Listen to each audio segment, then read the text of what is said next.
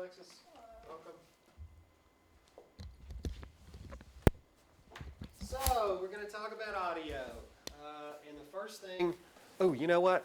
Chris, will you flip the two, light banks?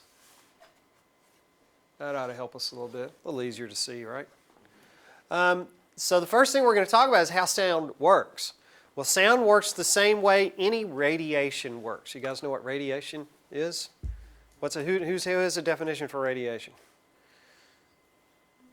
Something that's bad for your... Something bad for you? Yes. Yeah, be careful that rap music. That stuff will get you. Yes, it can be bad for you. If the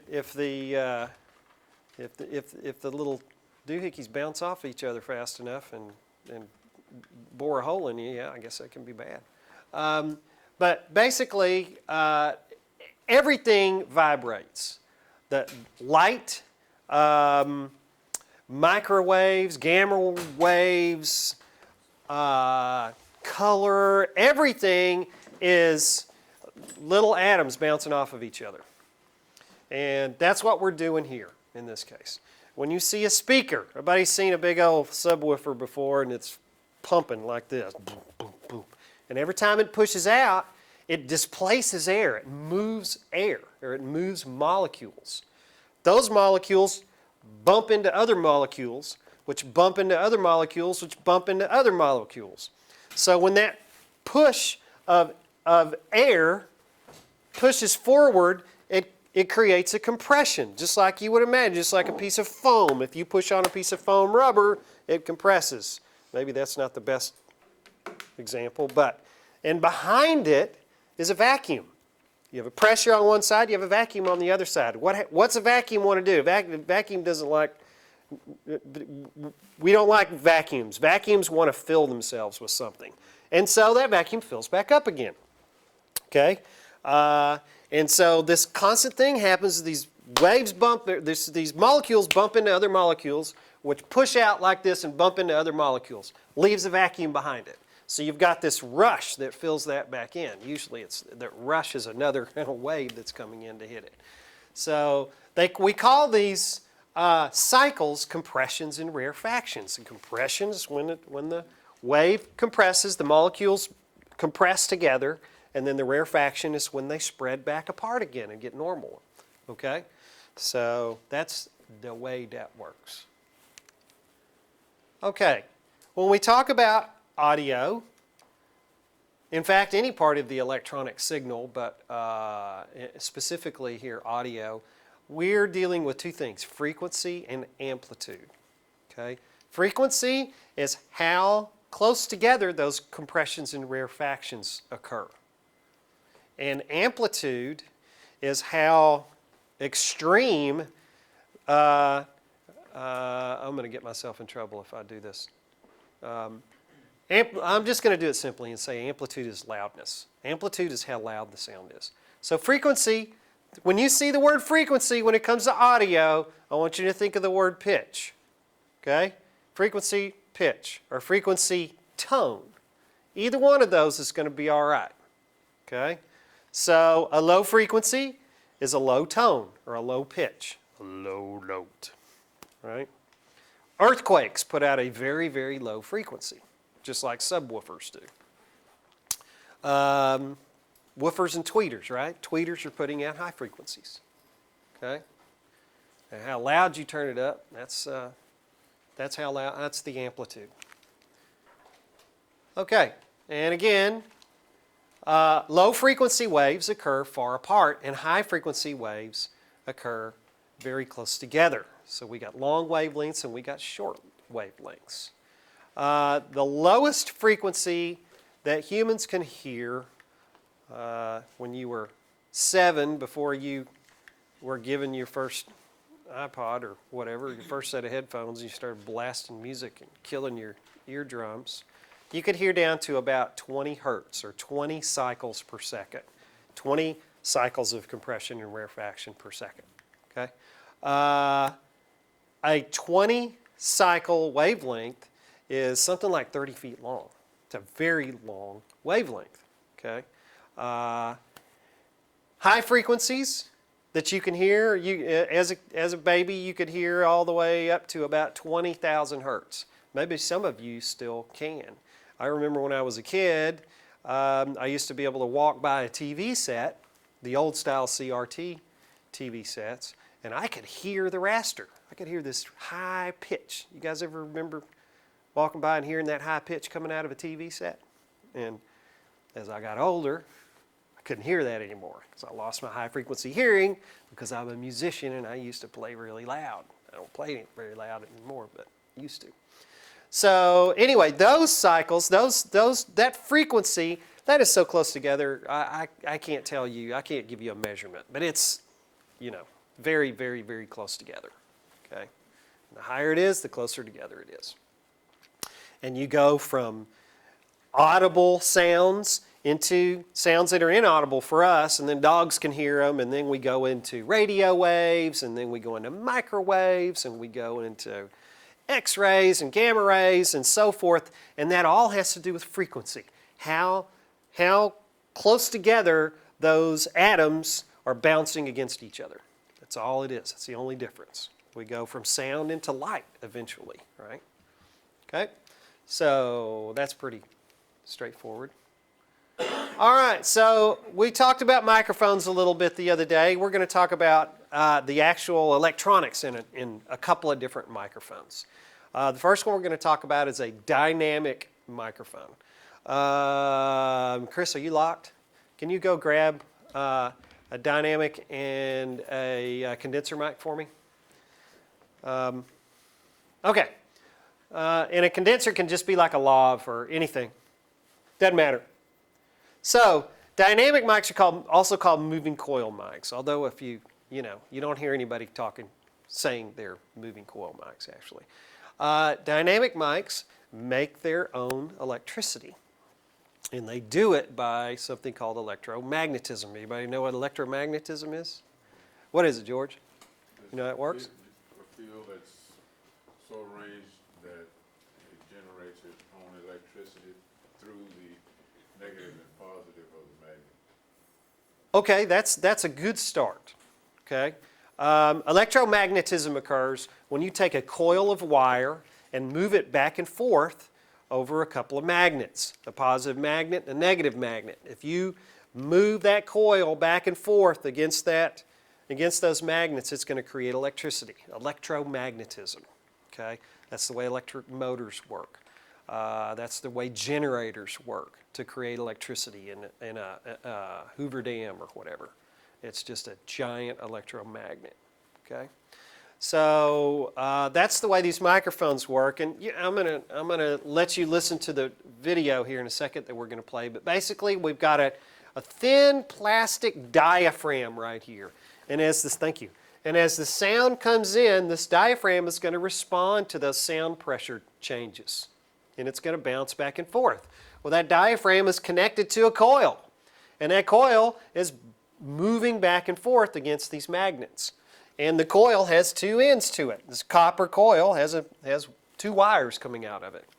Hook those two wires into the rest of the audio signal and it makes its own electricity. Okay? It's not very much electricity. It's a tiny, tiny, tiny amount of electricity, but it is there. There's some voltage. All right, enough of me talking about it. Let's see what the Science Channel says about it. The classic mic sports a sturdy metal casing. The grill is pretty straightforward. It protects the inner parts. Inside the protective metal grill is the pop screen, a piece of foam that screens out wind noises and tames the pops, the explosive sounds consonants like B's or P's make when they hit the mic. At the core of the mic's ball is a capsule, home to the moving coil and a magnetic field. The position of the holes in the cover determine the mic's directionality, the pickup zone where the mic grabs the sound. The mic is a cardioid. It picks up sound coming at it only from the heart-shaped zone directly in front of it. Any noise outside the zone is greatly reduced. The heart shape is what gives the cardioid its name. Once the cover is off, the real show begins. A thin plastic diaphragm is attached to a copper coil. At the bottom of the mic's capsule is a permanent magnet that creates a magnetic field. It's this magnetic field that lets the mic transform sound waves into electric current. Wires attached to the coil then relay this electric current to wires outside the capsule in the mic's handle. And these wires relay the current to an amplifier. Put together, the mic is a clever imitation of the way the human ear picks up sound. Sound travels in waves. As the waves move through the air, they create pressure variations or vibrations, displacing the air around them. When the sound waves reach the ear, they vibrate the eardrum and turn into electrical signals that are sent to the brain for processing. Same deal with the microphone. The dome-shaped thin plastic diaphragm picks up the pressure from incoming sound waves. Its movement matches the exact intensity and frequency of each incoming sound wave. The attached coil moves the same way. It goes back and forth inside the magnetic field. And this movement generates in turn an electric current. The magnetic field created by the permanent magnet is key to the amazing transformation of pure mechanical movement into electric current. According to the laws of electromagnetism, when a wire coil bounces around in a magnetic field, an electric current is automatically induced. So, let's recap. When sound waves hit the diaphragm, the attached coil starts to vibrate inside the magnetic field. And this movement creates an electric signal with exactly the same frequency as the original sound wave. Even with millions of sound waves coming at it, the diaphragm reproduces each and every sound faithfully. The tone depends on how fast the coil vibrates, and that depends on the frequency of the incoming sound waves. A low frequency sound, like a deep voice, creates slowly oscillating waves. The diaphragm matches the slow speed. The waves of a high-pitched sound create high-speed oscillations. And again, the diaphragm and the coil follow. But the electric current induced in the coil is very weak. It needs to be amplified to be turned into audible sound. Grabbing sound. But there's only one object on Earth that can do this: the microphone. It really deserves a hand. Because without the mic's electromagnetic trick of capturing sound waves and turning them into electric current, all kinds of performances would be oddly silent. There'd be nothing to end. All right, the dynamic mic. Dynamic mics are great because they are super, super durable. There's just not much in these microphones to break. I have one of the original dynamic microphones from the late 1940s. Still works just like the day it was produced. I love it. I use it for, I got several of them, but I use it to play harmonica through. So, any blues fans in here? Anybody like blues? Yeah. Well, amplified blues harmonica. You use one of these old paging microphones, and those things are made from dynamic microphone elements.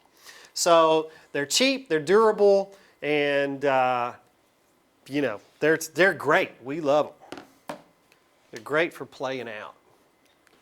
I probably own half a dozen of them at least or more. I guarantee you Andy owns probably 2 or 3 dozen of them. Okay, let's move on. Oh, before we do that, just want to talk about the speaker real quick. Speaker works exactly the same way. Speaker's the same kind of system. It's just in reverse. Instead of creating its own electricity, it has electricity sent to it.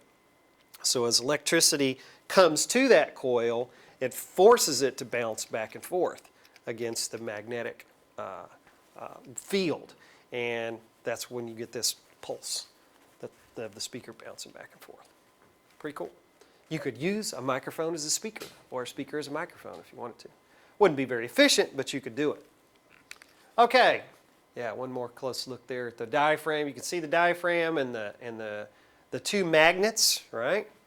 Here's the magnet on the outside right here, and then here's the magnet on the inside right there.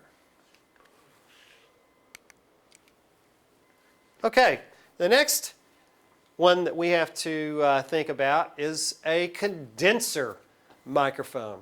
A condenser microphone doesn't make its own power. A condenser microphone requires that you supply it with power, either through a battery or through the mixer itself, the audio mixer, which will send power through the microphone cable. We call it phantom power, okay? And so phantom power, you'll see usually listed, it'll say 48V. It's sending 48 volts to the microphone, actually. So when you're looking on the audio mixer in there, you'll see this in a little while, and you'll see the 48V button. And you ask yourself, is this a condenser mic or a dynamic mic? If it's a condenser mic, you know you're going to push that 48V button, or you ain't going to get no sound. Okay? I guess unless the microphone happens to have a battery in it. This is a condenser mic. This does not have a battery in it, so you have to supply this with electricity or it won't work. Okay? You have to give it voltage. Okay. So how does a condenser microphone work? Well, there's something called fluctuating capacitance. Anybody seen Back to the Future? What's the thing that makes the car work? The flux capacitor, right? Who knew that was a real thing? It's a real thing, actually. It turns out each of these microphones has a little bitty flux capacitor in it. I guess this thing's called fluctuating capacitance. Actually, here's how this works. You have two wires that are coming in. There's the battery or the phantom power supply comes in. One of those wires is attached to a fixed plate, and another wire comes in and is attached to a movable plate. And that's the diaphragm. You remember the diaphragm before that feels the sound and bounces back and forth? Well, that's it right there. And as the sound hits it, what happens is the distance between these two elements changes. Right? And as whatever that distance is, that change is what is reflected and creates the sound. Okay? So it's a difference in voltage, really a difference in capacitance. So you have this fluctuating capacitance that happens right there. And that's the best I can do to explain it to you. Okay? But it's got a flux capacitor. How cool is that? There you go. There's a little better look at it. Okay? You've got the front diaphragm that moves. The back diaphragm, the front plate is the diaphragm and it's fixed. The back diaphragm, I keep saying it wrong. The front plate is the diaphragm and it moves. The back plate is fixed. Two pieces of metal. Okay, we learned about this the other day. What do you know about reflections in a room? Yeah. I mean, for us in television, that's a bad thing. Reflections are bad because they're competing with the primary sound source. Right? Now, if you're in a recording studio, you're actually adding reverb to the sound. Well, reverb is those reflections. So most of us are using reverb artificially through some device. But if you get in a big church or something like that, the reverb is occurring naturally. Things are bouncing off of other things. So the takeaway that you guys should have learned the other day is that no matter what you're shooting, if it's got a microphone, your goal is to try to get that microphone absolutely as close to the sound source as possible. You're going to close mic everything. I've got this mic on right here. We don't want it back there at the camera, although the camera has a microphone on it. It's picking up some of the sound, but it doesn't sound very good. It's picking up all the reflections in the room. This is, if it's picking up reflections, the reflections are secondary. They're not nearly as loud as my voice is in the microphone. All right, so we don't like those reflections in television for the most part. Okay, you guys learned already about pickup patterns, but we'll go back over them real quick. Omnidirectional microphones have a pickup pattern that goes around this equally in all directions, right? Cardioid, this is a cardioid right here, and it's going to pick up best from the front. By the way, how do you know which side's the front on here? There's a little logo that's covered up by this rubber band, but that's the front. So be looking for that. And the pickup pattern here is kind of like this. Okay, so it picks up very good from the front, not good from the back, not good from the sides. Okay, it tries to cancel or ignore the sound from the sides and the back. And this is a, what between the two, dynamic or condenser? Which one is this? Condenser, right? And this particular one is called a large diaphragm condenser. Can you see the element in there? Is that the front? There's the front. That's a pretty large diaphragm in there. We have small diaphragm condenser mics as well.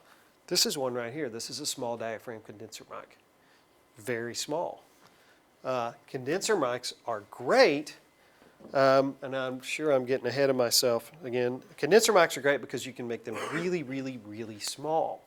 The smallest you can make a dynamic mic is not very much smaller than this. The smallest ones I've seen are about the size of a dime. So they're pretty big. It takes some physical mass to make a dynamic element work. Anybody ever seen, like in a play or whatever, or at church, you ever see the pastor wearing the little microphone and it's like this, it almost looks like there's something on their face, like a bug on their face. You know, you got a crumb on your face. You eat too many donuts. Get that stuff off your face. You'll also see actors, like in Broadway or whatever, they'll put the microphone in their hair. They call it a hair mic, and it's the same thing. The first couple of times I saw it, I was like, what is that on that guy's head? You know, it's just this little bud right there. So, same thing. But it's tiny, tiny, tiny, very tiny little condenser element. Anyway, I digress. Shotgun mics, you know what's going on with a shotgun mic. They're going to try to cancel sound from the sides and the back and really create more of an elongated pickup pattern out front. We like to put them on cameras so that we can hear things that are in the same direction that we're pointing the camera. Okay, just real quick, stick mics. This is a stick mic, okay? Only television people call them stick mics. I don't know why, it's just some term that stuck somewhere over time. If you talk to an audio guy, if you say to a musician, go get me the stick mic, they're not going to know what you're talking about. They'll probably bring you back a shotgun mic if there was one in there. It looks more like a stick, right? Anyway, no, a shotgun mic is a hypercardioid, or supercardioid. Hypercardioid. Hypercardioid. I don't remember. I always get the two confused. Anyway, we've got lav mics too. Told you about the lavs before. Okay, we're coming up to a short break here, guys, but just real quickly I want to talk about the audio mixer, its purpose, and kind of how the signal flow works. Does everybody pretty much know what a mic mixer is and does? Yeah, I mean, you guys have been exposed to them probably over the course of time, but we're like the switcher. What are the two purposes of the video switcher? Anybody remember?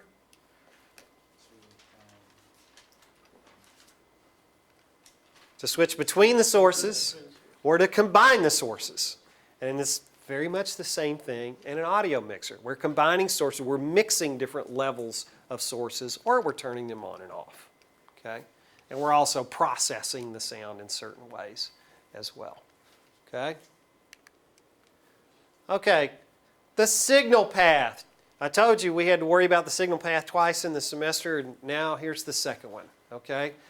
We have sound sources that are coming into the mixer. The mixer has individual channels that we can plug sound sources into. Okay? They can be any number of things. Microphones is a good example, but other sound sources like video machines, I don't know, iPods, iPhones, whatever sound source you have that you want to plug in, you can plug into it. Okay?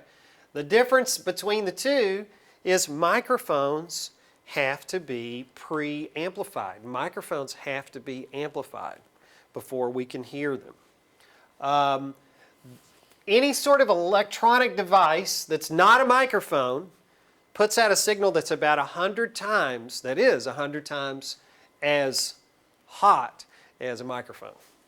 So obviously, if you try to listen to a line level signal, the one that's 100 times as hot, you've got the mixer set for a line level signal. You plug a microphone in, you're not going to hear anything because there's just not enough voltage there to make a difference. Okay, so we have to pre-amplify the microphone signal. We have built into the mixer, in the back of the mixer, there's preamps in there to do that, just that thing. So we are going to pre-amplify the signal. We mix them all together right here. At some point in the signal chain, we have the opportunity to insert different types of signal processing equipment. Does anybody have any idea what signal processing we might be adding in? George, what signal processing will we use? Like a phase shifter, or even if you Okay. get a player, wall pedal, or echoplex. Okay, okay, that will yes. alter the sound. All of those are examples. Well done. And then we have, usually on the right-hand side of the board, we have another set of mixing opportunities where we're mixing all these things together in various different sets of mixes.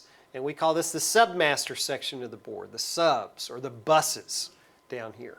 And then finally, after we've got it all mixed together, we send it out to one of several different places, but for instance, we'll send it out to an amplifier, which has to amplify it enough so that the speakers can produce sound. If we don't amplify the signal, these speakers, man, that's a lot of mass in those speakers. You really got to apply some electricity to it to move that coil back and forth in that magnet, big old magnet.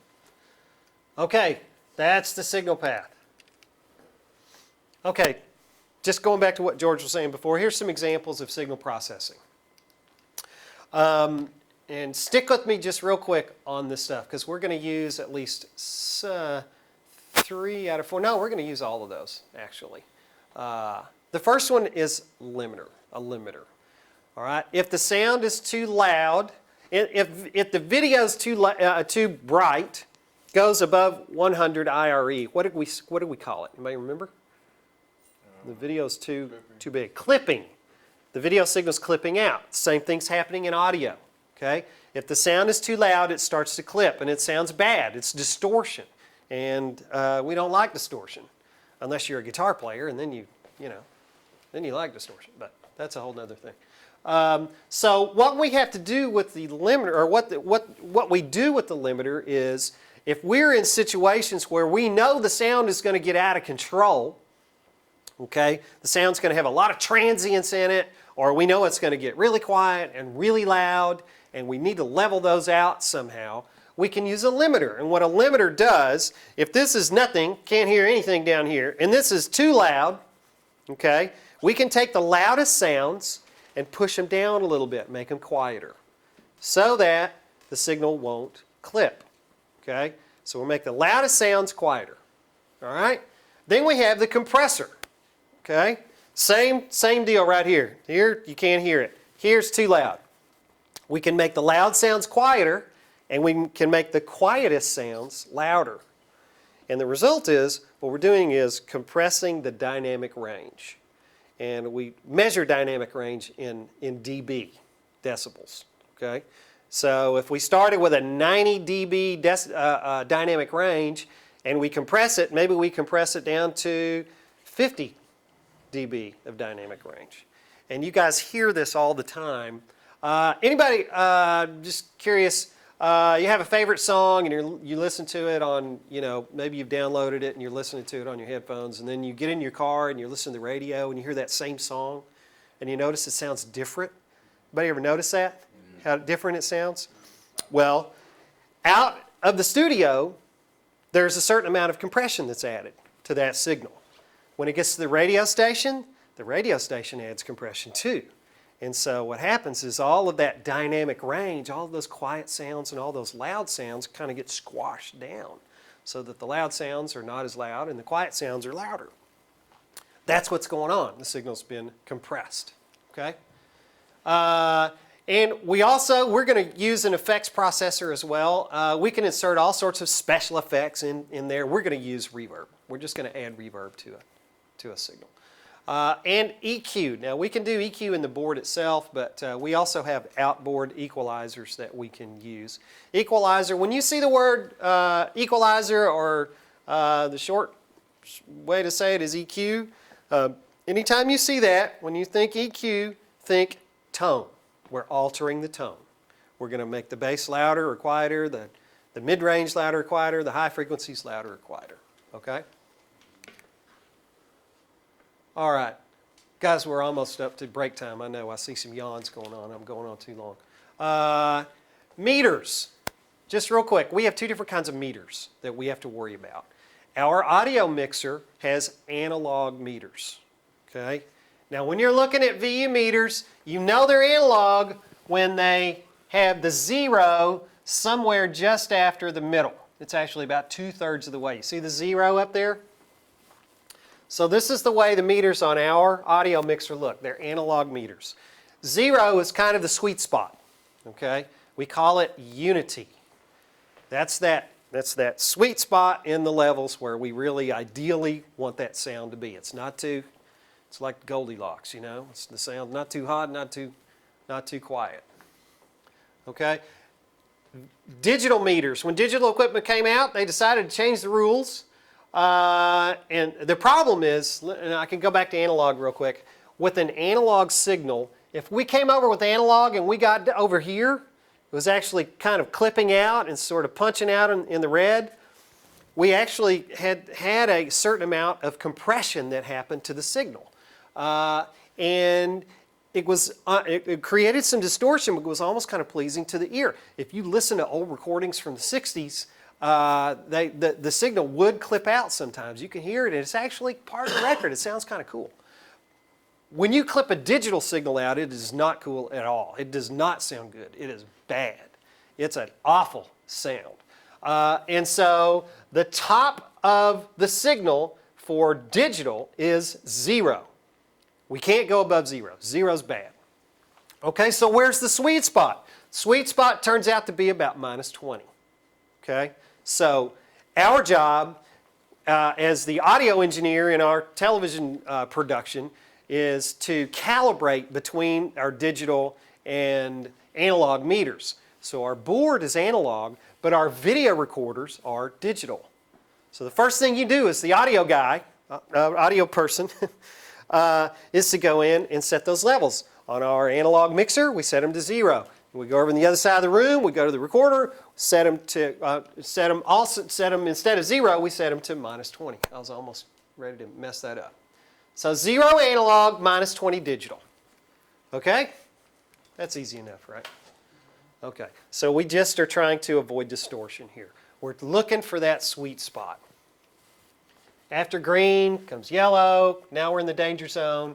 We get up there, we know we're in big trouble. Okay, let's take a break.